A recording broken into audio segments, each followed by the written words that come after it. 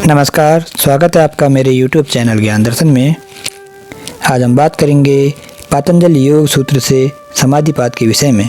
समाधिपाद पातंजल योग सूत्र का पहला अध्याय है। महर्षि पतंजलि ने योग सूत्र की रचना की, जिसमें कि 4 अध्याय हैं: समाधिपाद, साधनपाद, विभूतिपाद और कैवल्यपाद। इन चारों अध्यायों में पहला अध्याय है समाधिपाद, जिसमें कि 51 सूत्रों पर चर्चा की गई है। इन 51 सूत्रों के माध्यम से महर्षि पतंजलि ने योग की समस्त मूलभूत पृष्ठभूमि को रखा है। योग क्या है, योग से किस प्रकार मनुष्य परम पद को प्राप्त करता है। योग जीवन जीने की एक कला है, जिससे कि मनुष्य संसार में रहकर सभी कर्मों को करता हुआ परमात्मा से एक को प्राप्त करता है। यह वह विधि है जिसके द्वारा मनुष्य अपने जीवन का सर्वांगीण विकास करने में सक्षम हो सकता है। महर्षि पतंजलि ने इस अनमोल ग्रंथ की रचना की। इस ग्रंथ के महत्व का अनुमान लगाया जा सकता है। महर्षि वेदव्यास जी, जिन्होंने कि महाभारत जैसे अनमोल ग्रंथ की रचना की, स्वयं इस ग्रंथ पर भाष्य लिखा है। यह ग्रंथ योगियों के लिए व समस्त जिज्ञासुओं के लिए, जो भी साधना करना चाहते हैं उनके लिए वरदान है, उनके लिए अनमोल है। इस ग्रंथ में महर्षि पतंजलि ने सभी प्रकार के साधकों हेतु साधनाएं बताई हैं। आज हम पढ़ेंगे समाधिपाद के विषय में। पातंजलि योग सूत्र का पहला अध्याय आरंभ करते हैं, जिसका पहला सूत्र है अथ योगानुशासनम, अर्थात अथ अब आरंभ करते हैं योगानुशासनम, योग के अनुशासन को, अर्थात योग की शिक्षा देने वाले ग्रंथ को। योग क्या है? योगः समाधि। महर्षि वेदव्यास जी कहते हैं कि समाधि ही योग है। समाधि चित्त की 5 भूमियों में रहने वाला धर्म है। चित्त की 5 प्रकार की भूमियाँ क्षिप्त, मूढ़, विक्षिप्त, एकाग्र और निरुद्ध कही गई हैं। प्रथम 3 प्रकार की भूमियाँ योग पक्ष में नहीं गिनी जाती। अंतिम 2 प्रकार की एकाग्र भूमि और निरुद्ध भूमि, अर्थात यह दोनों अवस्थाएं योग पक्ष में गिनी जाती हैं। एकाग्र अवस्था आगे चलकर संप्रज्ञात समाधि की अवस्था हो जाती है। जब साधक किसी लक्ष्य पर एकाग्र हो जाता है तो उसे संप्रज्ञात समाधि की प्राप्ति होती है। उसे उस वस्तु का संपूर्ण ज्ञान हो जाता है। इस प्रकार यह अवस्था संप्रज्ञात योग कही गई है। उसके पश्चात जब उसकी वृत्तियों का निरोध हो जाता है तब उसे असंप्रज्ञात समाधि की प्राप्ति होती है, जिसे कि निरुद्ध अवस्था कहा गया है। इन दोनों के विषय में हम आगे पढ़ेंगे। यहाँ पर योग की परिभाषा बताते हुए महर्षि पतंजलि कहते हैं योगस् चित्त वृत्ति निरोधा, अर्थात चित्त की वृत्तियों का निरोध ही योग है। हमारे मन में हमेशा कुछ न कुछ विचार, कुछ न कुछ वृत्तियाँ चलती रहती हैं, जिनके अनुसार हम अपने संसारिक कार्यों को करते हैं। इन वृत्तियों का जब योग से निरोध किया जाता है तब क्या होता है? तदा द्रष्टुः स्वरूपे अवस्थानम, तब दृष्टा अर्थात साधना करने वाला जो पुरुष है वह अपने स्वरूप में स्थित हो जाता है, अर्थात तब मनुष्य अपने स्वरूप को प्राप्त हो जाता है। इन तीनों सूत्रों के माध्यम से महर्षि पतंजलि ने योग के मूलभूत रूप को बताया है।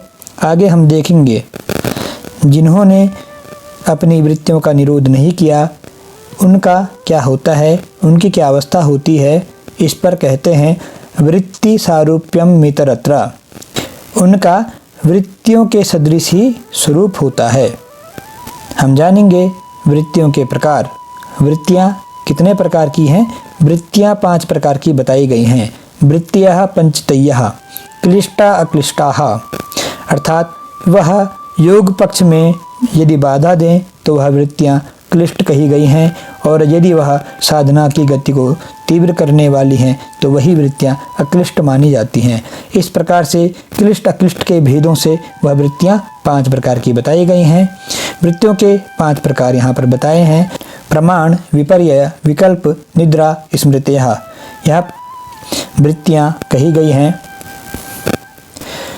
प्रमाण वृत्ति प्रत्यक्षानुमानागमाः प्रमाणानि, प्रत्यक्ष, अनुमान और आगम, यह तीनों प्रमाण बताए गए हैं। प्रत्यक्ष, जिसका हम प्रत्यक्ष के द्वारा ज्ञान प्राप्त करते हैं, वह प्रत्यक्ष प्रमाण कहलाता है। दूसरा है अनुमान, अर्थात जो भी हम शब्द के व प्रत्यक्ष के आधार पर ज्ञान प्राप्त करते हैं वह अनुमान कहलाता है।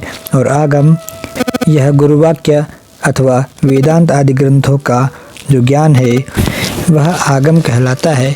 यह तीनों प्रमाण वृत्ति कहलाती हैं। अब हम देखेंगे विपर्यय। विपर्यय वृत्ति क्या है? विपर्ययो मिथ्या ज्ञान मतद्रूप प्रतिष्ठम। विपर्यय मिथ्या ज्ञान है जो अपने स्वरूप में प्रतिष्ठित नहीं है। विपर्यय को अविद्या भी कहा गया है। अविद्या का स्वरूप हम दूसरे अध्याय में देखेंगे। विपर्यय में व्यक्ति मिथ्या ज्ञान को आधार बनाता है, जैसे कि रस्सी को सर्प मान लेना तथा उससे भय को प्राप्त होना। इस प्रकार का जो ज्ञान होता है वह विपर्यय ज्ञान कहलाता है। वह विपर्यय वृत्ति के कारण होता है। ऐसी वृत्ति के आधार पर यदि साधक की साधना तीव्र होती है तो यह अक्लिष्ट वृत्ति कहलाती है, और अगर उसकी साधना मंद होती है तो यही क्लिष्ट वृत्ति कहलाती है। तीसरा हम देखेंगे विकल्प। विकल्प वृत्ति क्या है?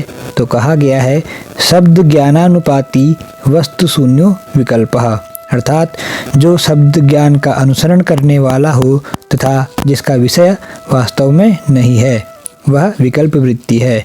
जैसा कि किसी ने कहा कि आसमान में घर है, या किसी भी प्रकार का कोई भी शब्द के आधार पर कोई भी ज्ञान होता है और जो वस्तु से शून्य है, ऐसी वृत्ति विकल्प वृत्ति कही जाती है। इस वृत्ति के आधार पर यदि साधक का परमात्मा में विश्वास बढ़ता है तो यह अक्लिष्ट वृत्ति कहलाती है, अन्यथा यह क्लिष्ट वृत्ति के अंतर्गत आती है। अब हम देखेंगे निद्रा वृत्ति। निद्रा वृत्ति क्या है? अभाव प्रत्ययालंबना वृत्तिर निद्रा, अर्थात अभाव के ज्ञान का आलंबन करने वाली जो वृत्ति है वह निद्रा वृत्ति है। जब हम स्वप्न देखते हैं उस वक्त जो भी जागृति काल में अभाव रहता है वह हम स्वप्न काल में देखते हैं। इस प्रकार से इस ज्ञान का अर्थात अभाव के ज्ञान का आलंबन करने वाली जो वृत्ति है वही निद्रा वृत्ति कहलाती है। आगे देखते हैं स्मृति, अर्थात जो पांचवी वृत्ति बताई है वह स्मृति है। वह क्या है? अनुभूत विषया संप्रमोषः स्मृति, अर्थात अनुभव किए हुए विषय का चित्त में उपस्थित रहना स्मृति है। जो भी हम अनुभव करते हैं, जिन भी कार्यों को हम करते हैं, उसके संस्कार हमारे चित्त में विद्यमान हो रहते हैं, वही संस्कार स्मृति के रूप में जाने जाते हैं। अब हम देखेंगे कि योग के द्वारा इन सभी वृत्तियों का जब निरोध किया जाता है तब साधक की संप्रज्ञात समाधि सिद्ध होती है। इस पर कहा गया है कि इनका किस प्रकार से निरोध किया जाए, तो यहाँ पर उत्तम कोटि के अभ्यासियों के लिए जो महर्षि पतंजलि ने साधना पद्धति बताई है वह है अभ्यास और वैराग्य, अर्थात जो उत्तम कोटि के साधक हैं वह केवल अभ्यास और वैराग्य मात्र से ही परम सिद्धि को प्राप्त कर लेते हैं। अभ्यास और वैराग्य का स्वरूप यहाँ पर बताया गया है कि उन वृत्तियों का निरोध अभ्यास और वैराग्य से ही होता है। अभ्यास और वैराग्य के विषय में महर्षि पतंजलि कहते हैं अभ्यास वैराग्याभ्याम तन्निरोधः, अर्थात अभ्यास और वैराग्य के द्वारा उन वृत्तियों का निरोध किया जाता है। और अभ्यास का क्या स्वरूप है, इस पर कहते हैं तत्र स्थितो यत्नोऽभ्यासः, अर्थात अभ्यास हेतु यत्न करना व चित्त की स्थिति को बनाए रखना ही अभ्यास है। अपनी वृत्तियों के निरोध हेतु हम जो भी अभ्यास करते हैं वह अभ्यास कहलाता है। और वह अभ्यास किस प्रकार से दृढ़ होता है, इस पर कहा गया है स तु दीर्घकाल नैरंतर्य सत्कारा सेवितो दृढ़ भूमि, अर्थात वह अभ्यास दीर्घ काल तक निरंतरता के साथ और सद्भाव से दृढ़ अवस्था वाला होता है। आगे देखेंगे दृष्टानुश्रविक विषय वितृष्णस्य वशीकार संज्ञा वैराग्यम। अर्थात दृष्टानुश्रविक, दृष्ट अर्थात देखे हुए, अनुश्रविक अर्थात सुने हुए, देखे और सुने हुए, विषय वितृष्णस्य विषयों में तृष्णा का अभाव हो जाना, वशीकार संज्ञा वैराग्यम, यह वशीकार नामक वैराग्य कहलाता है। पर वैराग्य के बारे में महर्षि पतंजलि कहते हैं, तत्परम पुरुष ख्यातिर गुणवे तृष्णम। अर्थात जब साधक का अपर वैराग्य सिद्ध हो जाता है तब उसे अपने स्वरूप का ज्ञान हो जाता है। उसके पश्चात साधक प्रकृति के गुणों से सर्वथा तृष्णा रहित हो जाता है। ऐसी स्थिति को ही परवैराग्य कहते हैं। जब साधक का विवेक ज्ञान प्रबल हो जाता है, ऐसी अवस्था में साधक का गुणों से भी तृष्णा रहित हो जाना परवैराग्य कहलाता है।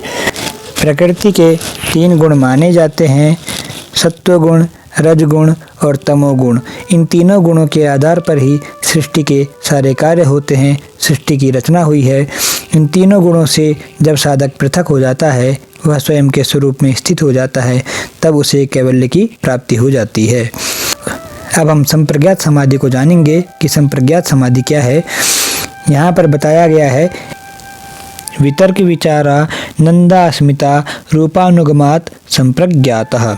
अर्थात वितर्क, विचार, आनंद और अस्मिता के संबंध से युक्त जो समाधि है वह संप्रज्ञात योग है। आगे हम देखेंगे, विराम प्रत्यया अभ्यास पूर्व संस्कार शेषो अन्य। अर्थात यहाँ पर असंप्रज्ञात समाधि का स्वरूप बताया है। विराम प्रत्यय जिसकी पूर्व अवस्था है, अर्थात जब साधक की संप्रज्ञात समाधि सिद्ध हो जाती है तब उसके चित्त में केवल संस्कार मात्र ही शेष रहते हैं और उन संस्कारों का जो निरोध है वही विराम प्रत्यय कहलाता है।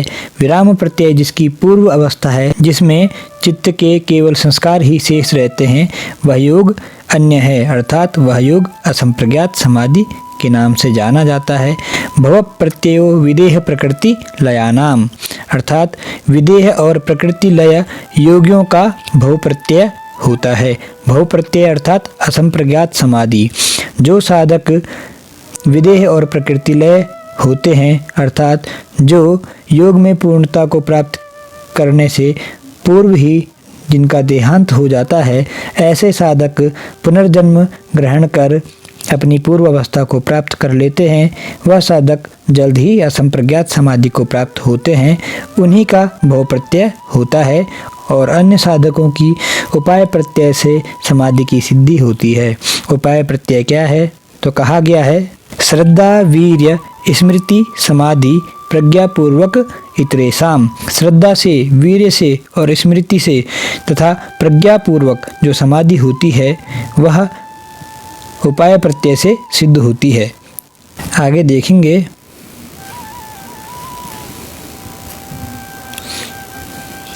तीव्र संवेगानामासन्नः।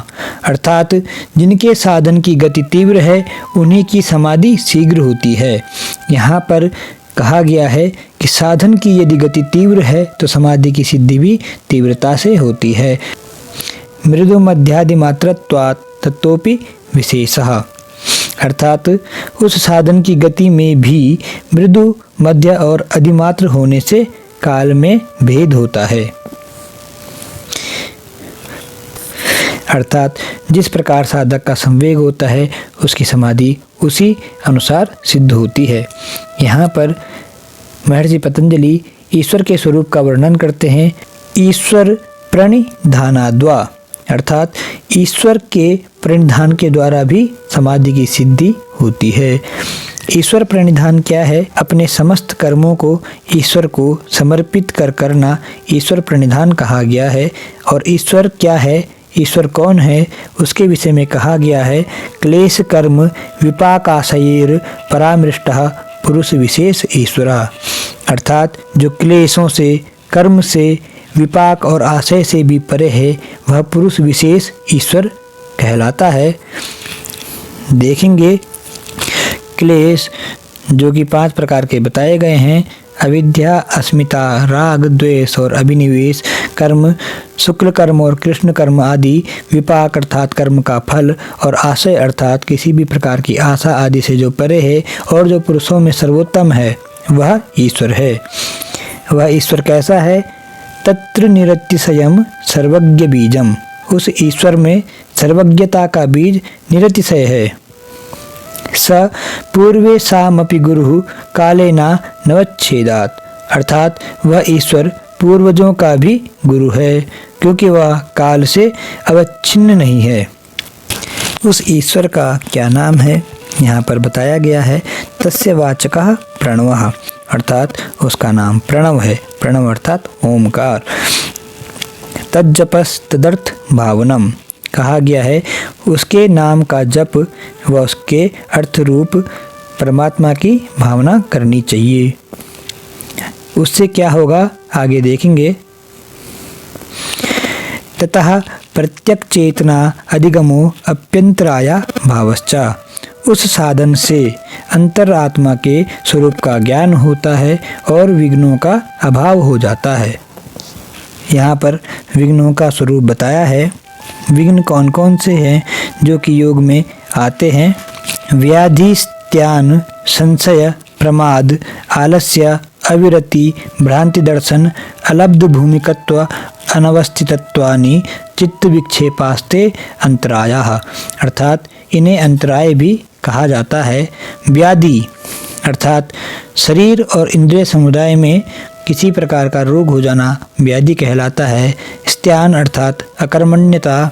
संशय अर्थात दो किनारों को छूने वाला जो ज्ञान है वह संशय कहलाता है। प्रमाद अर्थात योग के साधनों में बेपरवाही करते रहना, यह प्रमाद कहलाता है। आलस्य अर्थात आलस्य का करना।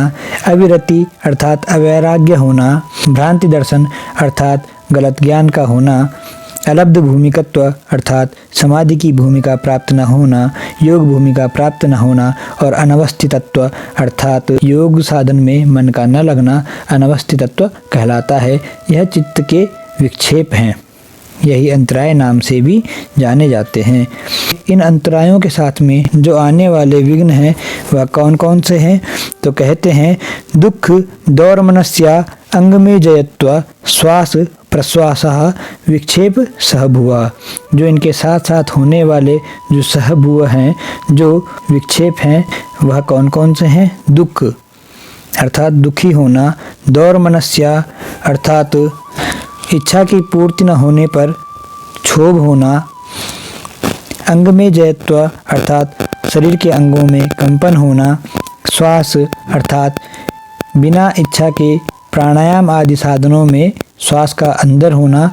और प्रश्वास अर्थात कुंभक आदि करते समय श्वास का बाहर निकल जाना बिना इच्छा के, यह विक्षेप कहे गए हैं। इन विक्षेपों का निवारण किस प्रकार होता है? तत्प्रतिषेधार्थ मेक तत्वाभ्यास अर्थात एक तत्व के अभ्यास करने से उन विक्षेपों की निवृत्ति हो जाती है। यहाँ पर विक्षेपों की निवृत्ति हेतु साधन बताए गए हैं। मैत्री, करुणा, मुदितोपेक्षाणाम, सुख दुख, पुण्य विषयाणाम भावनातश्चित्त प्रसादनम। अर्थात मित्रता, करुणा, प्रसन्नता और उपेक्षा, इनका क्रम से सुखी में मित्रता को देखना, दुखी में करुणा देखना या करुणा करना, पुण्यात्मा मनुष्य को देखकर प्रसन्न होना तथा पापी को देखकर उसकी उपेक्षा करना या अपुण्य कार्यों में उपेक्षा करना, यह भावना करने से चित्त की शुद्धि होती है। दूसरा उपाय यहाँ पर बताया है प्रच्छर्दन विधारणाभ्याम व प्राणस्य। अर्थात प्राणवायु को बाहर निकालने व रोकने से भी क्या होता है? चित्त एकाग्र होता है। आगे देखेंगे विषयवती व प्रवृत्ति रुत्पन्ना मनसा स्थिति निबंधिनी। विषयवती प्रवृत्ति यह कैसी प्रवृत्ति होती है? रूप, रस, गंध, स्पर्श आदि जितने भी विषय हैं उनका जब योग के माध्यम से साक्षात्कार कर लिया जाता है ऐसी वृत्ति भी मन की स्थिति को बांधने वाली होती है। आगे बताया गया है विशोका व ज्योतिषमती अर्थात शोक रहित और प्रकाश वाली ऐसी जो वृत्ति है, ऐसी जो धारणा है, उसके द्वारा भी मनुष्य का चित्त वश में होता है। वीतराग विषयम व चित्तम अर्थात वीतराग अर्थात जिसका चित्त राग रहित है, ऐसे चित्त को विषय बनाने वाला चित्त भी वश में हो जाता है। आगे देखेंगे स्वप्न निद्रा ज्ञानालंबनम व अर्थात स्वप्न और निद्रा के ज्ञान का आलंबन करने वाला चित्त भी नियंत्रित हो जाता है। यथा अभिमत ध्यानाद्वा, यहाँ पर महर्षि पतंजलि ने बताया है कि साधक को जो भी अभिमत हो वह उसके ध्यान से अपने मन को वशीभूत कर सकता है। उसके पश्चात क्या होता है तो कहा गया है परमाणु परम महत्वांतो अस्य वशीकारः अर्थात साधक का उपयुक्त अभ्यास कर लेने से परमाणु से लेकर परम महत तत्व तक वशीकार हो जाता है। अब हम बात करेंगे समाधि के विषय में कि समाधि क्या है। समापत्ति को ही समाधि नाम से जाना जाता है। समाधि का स्वरूप यहाँ पर महर्षि पतंजलि ने बताया है कि समाधि कैसे होती है और समाधि किसे कहते हैं, इस पर हम देखेंगे। क्षीण वृत्ते रविजातस्येव मणेर्गृहीत्री ग्रहण ग्राह्येषु ततस्तत दंजनता समापत्ति अर्थात वृत्तियों के क्षीण हो जाने पर, क्षीण वृत्ते अभिजातस्य अर्थात श्रेष्ठ मणि के समान चित्त का गृहीता अर्थात साधक ग्रहण और ग्राह्य में स्थित और तदाकार जब हो जाता है तो वह समापत्ति कहलाती है। जब साधक अपने लक्ष्य पर, अपनी इंद्रिया आदि पर तथा विषयों में जिस पर भी वह लक्ष्य कर समाधि करना चाहता है, जब उसका मन एकाग्र हो जाता है तब वह स्थिति समापत्ति कहलाती है। तत्र शब्दार्थ ज्ञान विकल्पे संकीर्णा सवितर्का समापत्ति अर्थात उनमें शब्द अर्थ और ज्ञान से मिली हुई समापत्ति सवितर्क समापत्ति कहलाती है। दूसरा यहाँ पर बताया गया है स्मृति परिशुद्धो स्वरूप शून्य वार्थ मात्र निर्भाषा निर्वितर्का अर्थात स्मृति के सभी प्रकार से शुद्ध होने पर, अपने स्वरूप से शून्य केवल अर्थमात्र को ही प्रकाशित करने वाली जो समापत्ति है वह निर्वितर्क समापत्ति कहलाती है। स्मृति के शुद्ध हो जाने पर जब साधक का स्वयं का स्वरूप शून्य के सदृश हो जाता है और केवल उसे उसके लक्ष्य के अर्थमात्र की ही प्रतीति होती है, ऐसी अवस्था निर्वितर्क समापत्ति के नाम से जानी जाती है। आगे देखेंगे एतयेव सविचारा निर्विचारा च सूक्ष्म विषया व्याख्याता अर्थात इन समापत्तियों के निरूपण से ही सविचार और निर्विचार समापत्तियां भी व्याख्यात हो गई। सवितर्क समापत्ति और निर्वितर्क समापत्ति स्थूल विषयों में की जाती है तथा सविचार समापत्ति और निर्विचार समापत्ति यह दोनों समापत्तियां सूक्ष्म विषय में की जाती हैं। स्थूल विषय जो भी पंच महाभूत हैं इनसे निर्मित जो कुछ भी है वह स्थूल विषय कहलाते हैं और सूक्ष्म विषय अर्थात इनके गुण आदि सभी सूक्ष्म विषय के नाम से जाने जाते हैं। इनमें सूक्ष्म विषयत्वम चालिंग पर्यवसानम अर्थात सूक्ष्म विषय अव्यक्त पर्यंत हैं। अव्यक्त अर्थात प्रकृति पर्यंत सभी विषयों पर समापत्ति सबीज समाधि कही गई है। ताएव सबीज समाधि वे सभी सबीज समाधि के नाम से जानी जाती हैं। निर्विचार वैसारद्ये आध्यात्म प्रसाद अर्थात निर्विचार समाधि के निर्मल होने पर आध्यात्म प्रसाद प्राप्त होता है। जब साधक का साधना क्रम चलते चलते निर्विचार अवस्था तक पहुंच जाता है और साधक साधना क्रम में निर्विचार समापत्ति के द्वारा बढ़ता हुआ अपनी साधना को जारी रखता है, तब उसे अध्यात्म प्रसाद की प्राप्ति होती है। अध्यात्म प्रसाद से उसको क्या फल प्राप्त होता है इसके विषय में कहा गया है ऋतंभरा तत्र प्रज्ञा उस स्थिति में उसकी बुद्धि, उसकी प्रज्ञा ऋतंभरा होती है। वह प्रज्ञा कैसी होती है इसके विषय में बताया गया है। श्रुतानुमान प्रज्ञाभ्या अन्य विषया विशेषार्थत्वात्, अर्थात श्रुत और अनुमान, श्रवण और अनुमान से होने वाली प्रज्ञा से भिन्न यह प्रज्ञा विशेष अर्थ को ग्रहण करने वाली होती है।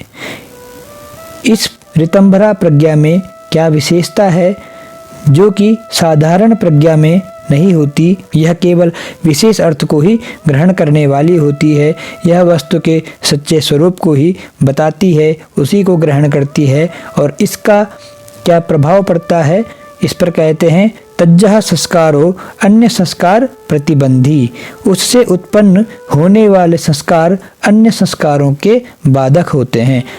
आगे देखेंगे तस्यापि निरोधे सर्व निरोधा निर्बीजा समाधि। जब साधक उस प्रज्ञा द्वारा उत्पन्न संस्कारों से भी वैराग्य को प्राप्त कर लेता है, उसका उस प्रज्ञाजनित संस्कार का भी वह निरोध करता है, तब सभी संस्कारों के निरोध हो जाने से निर्बीज समाधि की प्राप्ति होती है, अर्थात असंप्रज्ञात योग सिद्ध हो जाता है। इसी को कैवल्य की अवस्था तथा मोक्ष की प्राप्ति कहते हैं। ऐसी अवस्था का साधक पुनः संसार में जन्म ग्रहण नहीं करता और वह मुक्त हो जाता है। आज हमने समाधिपाद के विषय में बहुत ही महत्वपूर्ण बातों को जाना। मिलते हैं अगली वीडियो में। धन्यवाद।